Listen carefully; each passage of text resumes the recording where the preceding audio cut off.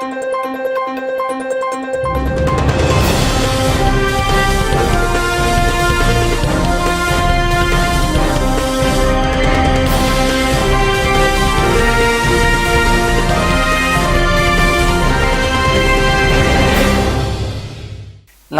శివాభి news కి స్వాగతం. నా పేరు సురేష్. ఈనాటి వార్తల్లోని ముఖ్యాంశాలు.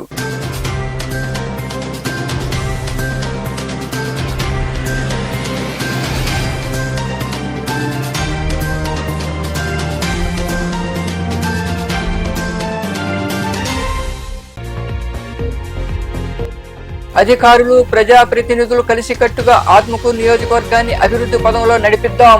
ఆత్మకూరులోని ఆర్డీఓ కార్యాలయంలో నిర్వహించిన సమీక్షా సమావేశంలో వివిధ శాఖల అధికారులకు సూచించిన మంత్రి ఆనం రామనారాయణ రెడ్డి.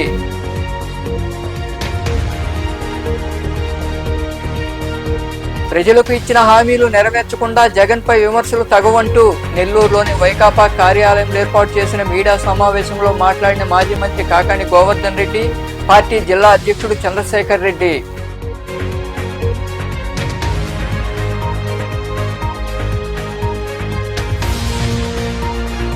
కుష్టు వ్యాధిపై ఉన్న అపోహలు తొలగించాలని నెల్లూరులోని కలెక్టరేట్లో నిర్వహించిన సమన్వయ కమిటీ సమావేశంలో అధికారులను ఆదేశించిన నెల్లూరు జిల్లా కలెక్టర్ హరినారాయణన్.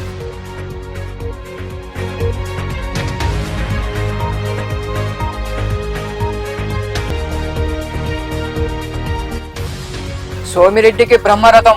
సర్వేపల్లి ఎమ్మెల్యే హోదాలో పొదలకూరు మండలంలోని నావులకు వచ్చిన ఎమ్మెల్యే సోమిరెడ్డి చంద్రమోహన్ రెడ్డికి ఘన స్వాగతం పలికిన నాయకులు, కార్యకర్తలు, ప్రజలు.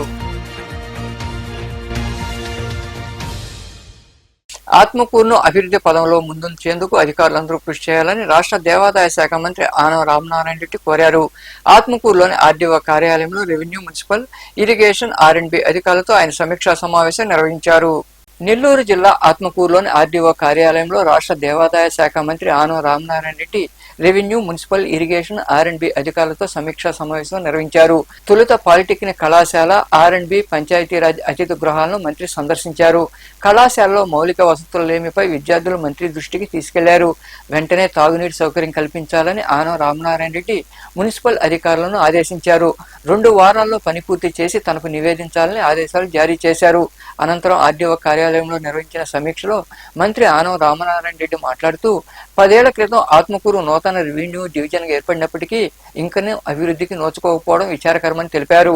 నియోజకవర్గంలోని సమస్యలను ప్రాధాన్యతా క్రమంలో పరిష్కరించేందుకు అధికారులు సహకారం అందించాలని కోరారు. అధికారులు, ప్రజాప్రతినిధులు కలిసికట్టుగా అభివృద్ధికి తోడ్పాటు అందించాలని ఆయన వివరించారు. ఈ సమీక్షా సమావేశంలో మాజీ ఎమ్మెల్యే కుమ్మి లక్ష్మయ్య నాయుడు, నాయకులు ధనంజయ రెడ్డి, ఇరిగేషన్ ఎస్సీ కృష్ణమోహన్, ఆర్ఎండ్బి ఎస్సీ గంగాధర్, పంచాయతీరాజ్ ఎస్సీ అశోక్ కుమార్ తదితరులు పాల్గొన్నారు. తెలుగుదేశం పార్టీ ప్రజలకు పెంచిన పింఛన్లు అందజేయడం సంతోషకరమని, అయితే ఆ కార్యక్రమంలో మాజీ ముఖ్యమంత్రి జగన్మోహన్ రెడ్డిపై విమర్శలు చేయడం సరికాదని వైకాపా నెల్లూరు జిల్లా అధ్యక్షుడు చంద్రశేఖర్ రెడ్డి, మాజీ మంత్రి కాకాని గోవర్ధన్ రెడ్డి పేర్కొన్నారు. నెల్లూరులోని పార్టీ కార్యాలయంలో ఏర్పాటు చేసిన మీడియా సమావేశంలో వారు మాట్లాడుతూ పింఛన్ల పంపిణీ కార్యక్రమం పేద ప్రజల ఆత్మగౌరవాన్ని దెబ్బతీసేలా ఉందన్నారు. ఫోటోలకు ఫోజులు ఇచ్చేందుకు నాయకులు పోటీ పడుతుండడం ప్రజలను ఇబ్బందులకు గురిచేస్తోందని తెలిపారు. రాబోయే రోజుల్లో పేదలకు ఇచ్చిన హామీలను టీడీపీ అమలు చేసేలా పేదల పక్షాన వైకాపా పోరాడుతుందని వారు వివరించారు. ఈ కార్యక్రమంలో వైకాపా నాయకులు తదితరులు పాల్గొన్నారు. పెన్షన్లు ఇస్తానని మీరు హామీ ఇచ్చారు. దాని ప్రకారం మీరు పెన్షన్లు 4,000 రూపాయల లెక్కన ఇవ్వడం జరిగింది. మీరిచ్చేటువంటి ఆ పెన్షన్ల పంపిణీలో మీ గొప్పల గురించి మీరు చెప్పుకోవడమో, మేము ఇది చేశామని చెప్పడంలో మాకు అభ్యంతరం లేదు. దాని గురించి మేము పట్టించుకోవాల్సినటువంటి అవసరం లేదు. కాకపోతే పెన్షన్ల పంపిణీ మీరు చేసేటప్పుడు వైఎస్ఆర్ కాంగ్రెస్ పార్టీ విధానాలని, జగన్మోహన్ రెడ్డి గారిని తప్పు పట్టినట్టుగా మాట్లాడడం, ముఖ్యమంత్రి గారి దగ్గర నుంచి చోటా నాయకులు దాకా తెలుగుదేశం పార్టీకి సంబంధించినటువంటి వ్యక్తులు, అది సరైనటువంటి పద్ధతి, విధానం కాదు అనేటువంటిది ఈ సందర్భంగా స్పష్టం చేయాలనే ఈ మీడియా సమావేశాన్ని ఏర్పాటు చేయడం జరిగింది. ఎందుకు ఈ మాట చెప్తున్నాము అంటే, ఈరోజు చంద్రబాబు నాయుడు గారు పేదవాని ఇంటికి వెళ్లి పెన్షన్ ఇచ్చిన, డిప్యూటీ సీఎం గా పవన్ కళ్యాణ్ గారు వెళ్లి పేదవాని ఇంట్లో పెన్షన్ ఇచ్చిన, పేదవాడి ఇంటికి పెన్షన్ ఇవ్వాలి అనేటువంటి ఆలోచన చేసినటువంటి వ్యక్తి రాష్ట్ర చరిత్రలో జగన్మోహన్ రెడ్డి గారు అనేటువంటి విషయాన్ని ఈ సందర్భంగా ఒక్కసారి అందరికీ గుర్తు చేస్తున్నాం. దాంతో పాటు మరొక విషయం, ఈరోజు పెన్షన్ల పంపిణీకి సంబంధించి మేము సచివాలయ ఉద్యోగుల ద్వారా పంపిణీ చేశాము, వాలంటరీ వ్యవస్థను పక్కన పెట్టానని సంకలు గుద్దుకునేటువంటి విధంగా మీరు మాట్లాడుతున్నారు. అసలు ఆ వ్యవస్థను తీసుకొచ్చినటువంటి వ్యక్తి ఎవరు? ఈరోజు మీరు పెన్షన్ పంపిణీ చేయడానికి వాలంటీర్ల ద్వారా మేము చేయలేదు, మేము సచివాలయ సిబ్బంది ద్వారా చేశాము అన్నారు. ఆ సచివాలయ సిబ్బంది, ఆ వ్యవస్థ వాళ్ళని నియమించింది ఆ వ్యక్తి ఎవరు అనేటువంటిది కూడా మీకు అర్థమైందా, మీకు బోధపడిందా?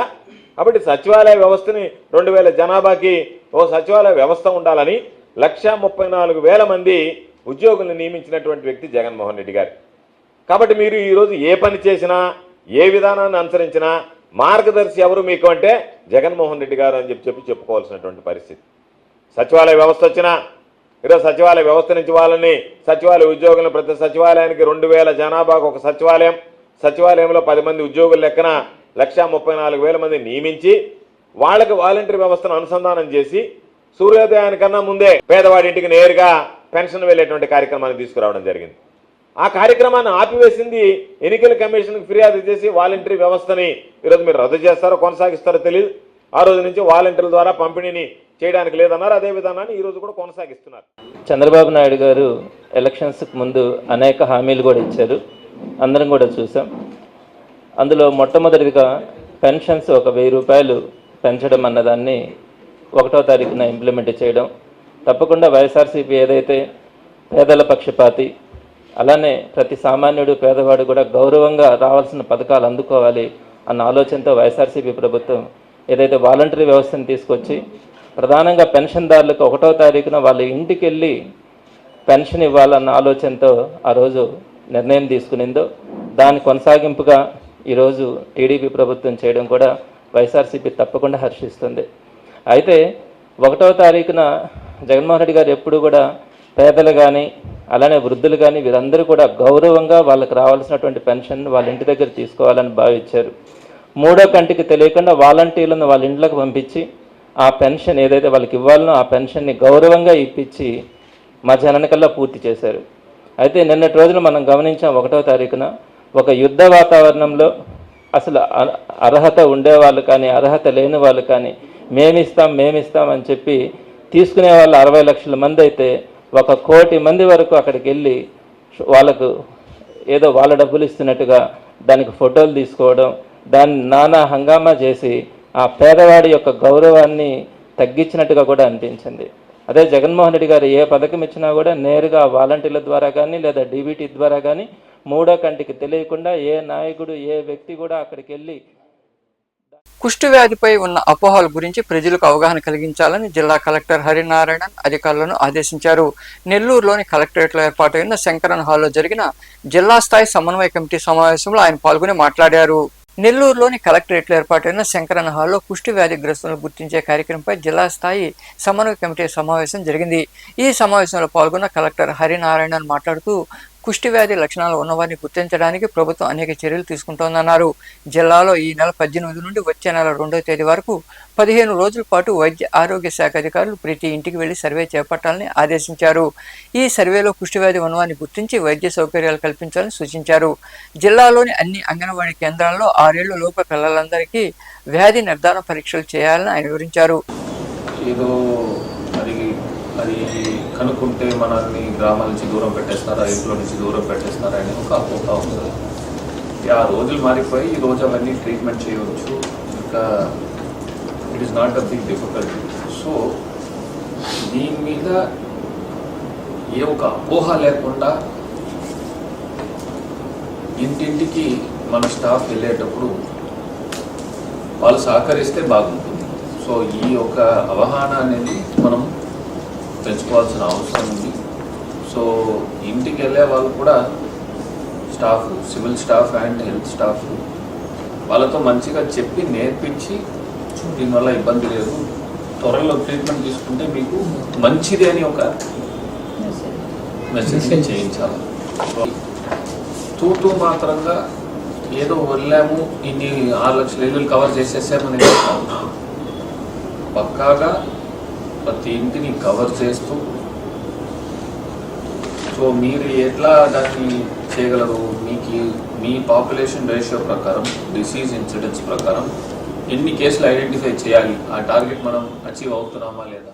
ఈ సమావేశంలో జిల్లా వైద్య ఆరోగ్య శాఖాధికారి డాక్టర్ పెంచిలయ్య, అదనపు జిల్లా వైద్య శాఖాధికారి ఖాదర్వల్లి, జడ్పీ సిఇఓ కన్నమనాయుడు తదితరులు పాల్గొన్నారు. పొదలకూరు మండలంలోని నావూర్లో సర్వేపల్లి ఎమ్మెల్యే సోమిరెడ్డి చంద్రమోహన్ రెడ్డికి ఘన స్వాగతం లభించింది. ఎమ్మెల్యే హోదాలో ఆయన మొదటిసారిగా నావూరుకు రావడంతో నాయకులు, కార్యకర్తలు, ప్రజలు విరివిగా తరలివచ్చారు. చైతన్య రథంపై ఆయన ప్రజలకు అభివాదం చేస్తూ ముందుకు కదిలారు. మేళతాళాలు, తప్పెట్ల వద్ద ర్యాలీ జరిగింది. అనంతరం సోమిరెడ్డి ఎన్టీఆర్ విగ్రహాన్ని ఆవిష్కరించారు. ఈ కార్యక్రమంలో టీడీపీ నాయకులు, కార్యకర్తలు తదితరులు పాల్గొన్నారు.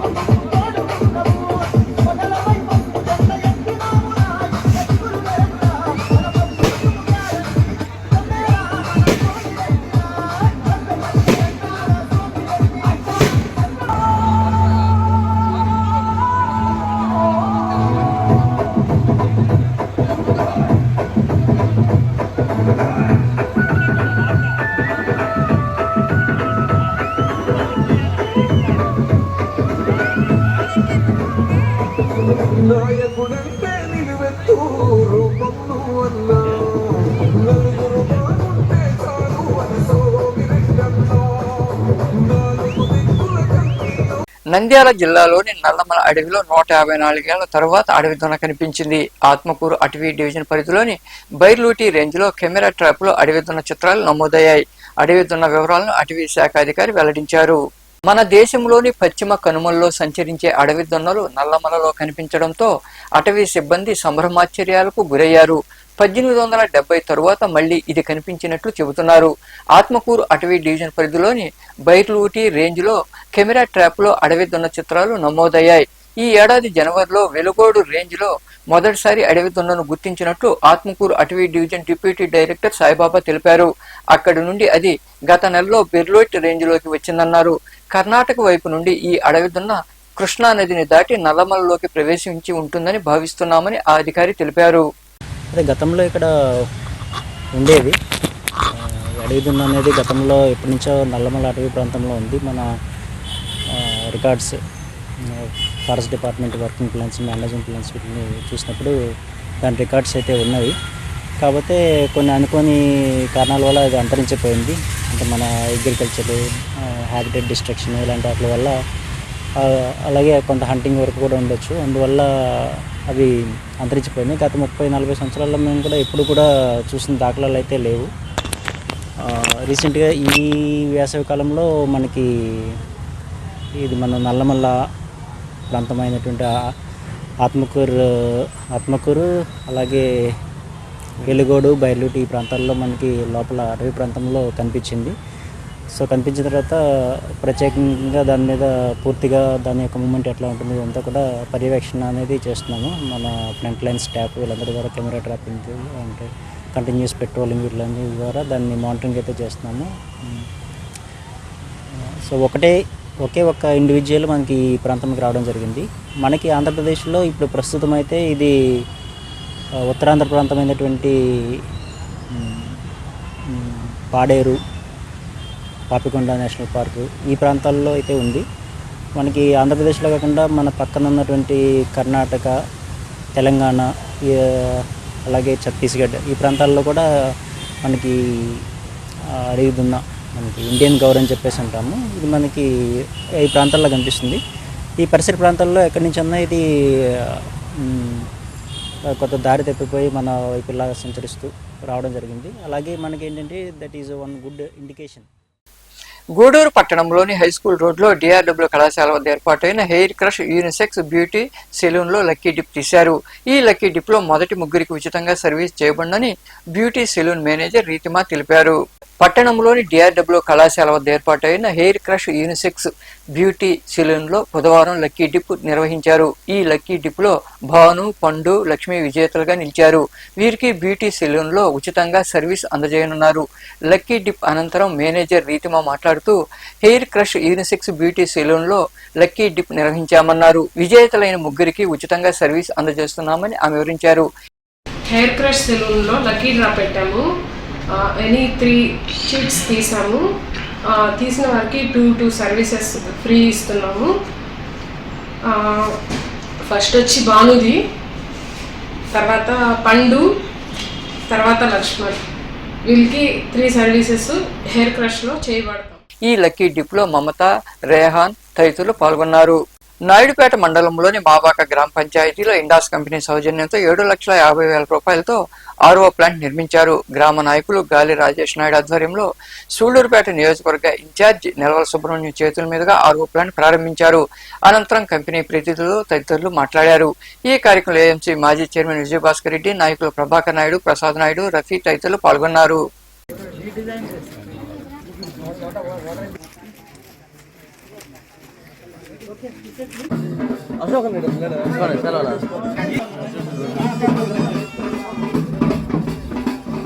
కంటెంట్స్ ఉండే హరిజన వాళ్ళు కూడా ఉన్నాయి, గ్రామాలు ఉన్నాయి. వాటికి కూడా మరి అర్జీలు ఇస్తే మేము పరిశీలిస్తామంటున్నారు. మరి తప్పకుండా ఆ గ్రామాలను మేము ఐడెంటిఫై చేసి మరి మీకు ఒక రిప్రజెంటేషన్ ఇస్తాం. వాటిని కూడా వీలున్నప్పుడు మీరు చేస్తే బాగుంటుందని చెప్పని కూడా ఈ సందర్భంగా మనం చేస్తూ, అదేవిధంగా ఇండస్ కాపీలో మీరు మా ప్రాంతం వాళ్ళకి గత ముఖ్యమంత్రి 75% స్థానికులకు ఇవ్వాలని చెప్పిన ఒక జీవో తయారు చేశాడు. కానీ అది కేవలం జీవోకే ఉండింది, కానీ అమలు పరచలేదు. మరి మీరు మీదటైనా ఏదన్నా స్థానికులకి, మరి మీరందరూ కూడా వేరే రాష్ట్రాల నుంచి వచ్చేసిన ఎంప్లాయీస్గానే ఉండరు. మనం టెక్నికల్గా ఉండేవాళ్ళు అక్కడున్న మిగతా వాళ్ళు చిన్న చిన్న ఉద్యోగాలైనా మా ప్రాంతం వాళ్ళకి ఇస్తే బాగుంటుందని చెప్పని కూడా. కొత్త చట్టాలపై ప్రతి ఒక్కరూ అవగాహన కలిగి ఉండాలని సీఏ హరికృష్ణ, ఎస్ఐ పవన్ కుమార్ ప్రజలకు సూచించారు. వాకాళ్లోని అశోక్ పిల్లర్ కూడలి వద్ద పోలీసు శాఖ ఆధ్వర్యంలో అవగాహన కార్యక్రమం జరిగింది. ప్రజలకు వారు కరపత్రాలు అందజేశారు. తిరుపతి జిల్లా ఎస్పీ ఆదేశాల మేరకు వాకాళ్లోని అశోక్ పిల్లర్ కూడలి వద్ద పోలీస్ శాఖ ఆధ్వర్యంలో నూతన చట్టాలపై అవగాహన కార్యక్రమం జరిగింది. ఈ కార్యక్రమంలో సీఏ హరికృష్ణ, ఎస్ఐ పవన్ కుమార్ పాల్గొని కొత్త చట్టాలపై అవగాహన కలిగించి కరపత్రాలు అందజేశారు. ఈ సందర్భంగా వారు మాట్లాడుతూ 1986 నుండి ఉన్న చట్టాలకు స్వస్తి చెప్పి ప్రస్తుతం మార్చిన కొత్త చట్టాలపై ప్రతి ఒక్కరూ అవగాహన పెంచుకోవాలన్నారు. జూలై 1వ తేదీ నుండి ఈ చట్టాలు అమల్లోకి వచ్చాయని తెలిపారు. భారతీయ చట్టంలో శిక్షలు, సాక్ష్యాధారాలు, ఇన్వెస్టిగేషన్ వంటి వాటిని మనమే ఏర్పాటు చేసుకునే విధంగా పార్లమెంట్లో బిల్లులు ప్రవేశపెట్టారన్నారు. దీన్ని దృష్టిలో ఉంచుకుని ప్రతి ఒక్కరూ చట్టాల గురించి తెలుసుకోవాలని వారు వివరించారు. భారతదేశంలో 1860 నుంచి ఏర్పాటైన చట్టాలను మార్చుకోవడం జరిగింది. అది జూలై 1, 2024 నుంచి అమల్లోకి మనమే భారతీయ శిక్ష కానీ, సాక్ష్యాధారాలు కానీ, అదేవిధంగా ఇన్వెస్టిగేషన్ కానీ మనమే రూపొందించుకుని ఈ రోజు నుంచి ఏర్పాటు చేసి పార్లమెంట్లో బిల్లు పెట్టడం జరిగింది. దాన్ని ఈ రోజు నుంచి మన దేశంలో అమల్లోకి వచ్చినాయి. ముఖ్యంగా ఈ చట్టాల్లో అవేర్నెస్ కోసం మనం ఈ పబ్లిక్ మీటింగ్ ఈరోజు వాకాడులో కండక్ట్ చేసి, మా సిఐ గారు మేము కండక్ట్ చేసి ప్రజలకి ఈ చట్టాల గురించి అవగాహన కల్పించడం జరుగుతుంది. ఈ చట్టాల్లో కొన్ని ముఖ్యమైన విషయాలు మన ప్రెస్ వాళ్ళకి తెలియజేస్తున్నాను. ముఖ్యంగా ఏంటంటే 0 FIR అనేది ఈ చట్టంలో పొందుపరచడం అనేది చాలా ముఖ్యమైన అంశము. బాధితుడు ఎక్కడున్నా కూడా సరే ఫిర్యాదు చేసి నేరుగా ఆ కన్సర్న్ జ్యూరిడిక్షన్ SHO గారికి కంప్లైంట్ FIR చేసి పంపించడం జరుగుతుంది. దీనివల్ల బాధితుడికి సత్వర న్యాయం జరిగే అవకాశం ఉంది. ఎవరైనా సరే మహిళలకు కానీ తొందరగా సహాయం జరిగే అవకాశం ఈ 0 FIRలో ఉంది. దాంతోపాటు కొంతమంది ఎవరైనా సరే స్టేషన్కి రాలేని పక్షంలో ఒక ఎలక్ట్రానిక్ మీడియా ద్వారా కూడా కంప్లైంట్ని కంప్లైంట్ని రాసి సంతకం పెట్టి పంపించి దాని మీద ఎంక్వైరీ చేసి ఎఫ్ఐఆర్ చేసి బాధితులకి ఇవ్వడం జరుగుతుంది. దీనివలన స్టేషన్కి రాలేకపోయినా కూడా మీ యొక్క ఫిర్యాదును మాకు అందజేస్తే దాన్ని విచారించుకుని ఆ విచారణలో భాగంగా ఎఫ్ఐఆర్ చేయడం అనేది మనం రూపొందించుకున్న. అదేవిధంగా ఈ చట్టంలో 3 సంవత్సరాలకి దిగువన ఉన్న శిక్ష ఉన్న కేసులకి నేరుగా ఎఫ్ఐఆర్ చేసి బాధితులకు ఇవ్వడం జరుగుతుంది. 3 నుంచి 7 సంవత్సరాల మధ్యలో శిక్షలు ఏవైనా ఉన్నట్లయితే దానిని ప్రిలిమినరీ ఎంక్వైరీ చేసి డిఎస్పీ స్థాయి దానిపై అధికారులతో ఎంక్వైరీ రిపోర్ట్ సబ్మిట్ చేసి వాళ్ళ యొక్క పర్మిషన్తో మనం కేసు రిజిస్టర్ చేయడం జరుగుతుంది. 7 years అండ్ ఎబో ఏ సెక్షన్లు అయితే ఉన్నాయో దాని కింద వచ్చే సెక్షన్ల మేరకు నేరుగా ఎఫ్ఐఆర్ చేసి ఇన్వెస్టిగేషన్ చేయడం జరుగుతుంది. అదేవిధంగా ఇంకా చాలా అంశాలు, ఒక బాధితుడికి 7 years ఎబో శిక్ష జరిగినప్పుడు నేరుగా సీన్లోకి వెళ్ళి బాధితుల స్టేట్మెంట్స్, విట్నెస్ల స్టేట్మెంట్ నేరుగా రికార్డ్ చేయడము, దాని ద్వారా ఈ కార్యక్రమంలో పోలీసు సిబ్బంది పాల్గొన్నారు. చిలకూరు మండలంలోని తూర్పు కనుపూర్లో కొలువై ఉన్న శ్రీ ముత్యాలమ్మ అమ్మవారి ఆలయంలో అమ్మవారికి అభిషేకాలు, ప్రత్యేక పూజలు నిర్వహించారు. అనంతరం ముత్యాలమ్మకు పంచహారతులు, పల్లకీ సేవ, ఊంజల్ సేవ వైభవంగా జరిగింది. భక్తులు అధిక సంఖ్యలో పాల్గొని ముత్యాలమ్మ అమ్మవారిని దర్శించుకుని తీర్థ ప్రసాదాలు స్వీకరించారు. ఉభయదాతలుగా ఇనుకుంట శోభనబాబు, శిరీష, కోనేరు మల్లికార్జున్, లోహిత, కృష్ణయ్య, సుబ్బమ్మ వ్యవహరించారు.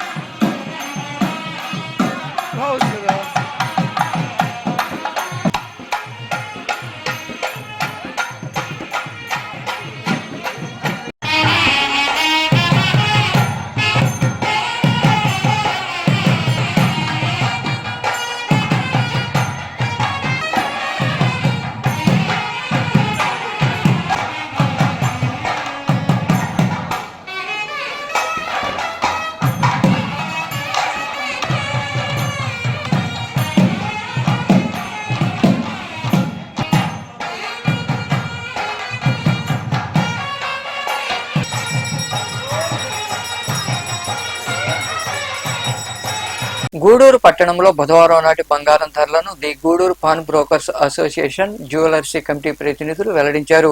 8 గ్రాముల బంగారం ధర 54,800 రూపాయలు కాగా గ్రాము ధర 6,850 రూపాయలు పలికింది. ఇక గ్రాము వెండి ధర 93 రూపాయలుగా ఉందని అసోసియేషన్ ప్రతినిధులు తెలిపారు. వార్తలు ముగించే ముందు ముఖ్యాంశాలు మరోసారి.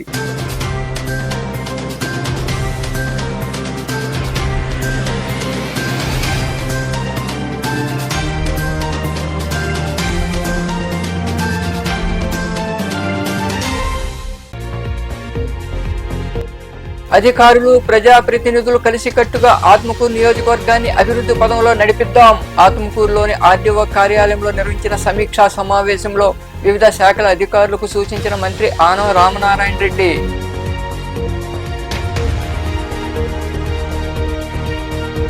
ప్రజలకు ఇచ్చిన హామీలు నెరవేర్చకుండా జగన్ పై విమర్శలు తగవంటూ నెల్లూరులోని వైకాపా కార్యాలయంలో ఏర్పాటు చేసిన మీడియా సమావేశంలో మాట్లాడిన మాజీ మంత్రి కాకాని గోవర్ధన్ రెడ్డి, పార్టీ జిల్లా అధ్యక్షుడు చంద్రశేఖర్ రెడ్డి.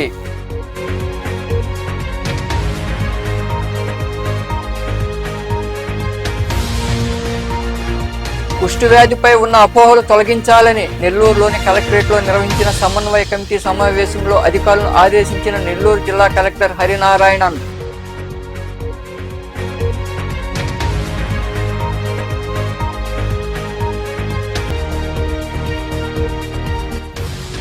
సోమిరెడ్డికి బ్రహ్మరథం. సర్వేపల్లి ఎమ్మెల్యే హోదాలో పొదలకూరు మండలంలోని నావుకు వచ్చిన ఎమ్మెల్యే సోమిరెడ్డి చంద్రమోహన్ రెడ్డికి ఘన స్వాగతం పలికిన నాయకులు, కార్యకర్తలు, ప్రజలు. ఈ వార్తలు ఇంతటితో సమాప్తం. తిరిగి ప్రసారం శివాభినీసులో మళ్ళీ కలుద్దాం. అంతవరకు సెలవు. నమస్తే.